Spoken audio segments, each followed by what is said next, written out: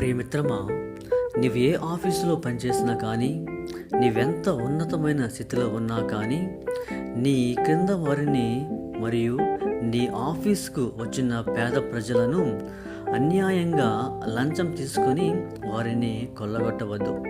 వారిని మళ్ళీ మళ్ళీ రమ్మని విసిగించవద్దు. నీ డ్యూటీని నువ్వు చేయి, నిజాయితీగా ఉండు. అప్పుడు దేవుడు నిన్ను అధికంగా దీవిస్తాడు. బాప్తిస్మ యోహాను గారు రక్షక భటులకు అదే చెబుతూ ఉన్నారు. ఎవరిని అన్యాయముగా కొల్లగొట్టవద్దు, మీ జీతంతో మీరు సంతృప్తిపరుడు అని చెబుతూ ఉన్నారు. కానీ నీవు పేదవారి కష్టార్జితాన్ని లంచం ద్వారా నీవు తీసుకున్నట్లయితే నువ్వు ఎప్పటికీ సంతోషంగా జీవించలేవు. నీ కుటుంబంలో ఏదో ఒక సమస్య ఉంటూనే ఉంటుంది. మీకు మీ పిల్లలకు బాగోకపోవచ్చు, మీకు బాగోకపోవచ్చు. కనుక సంతోషంగా జీవించడానికి నిజాయితీగా జీవిద్దామా?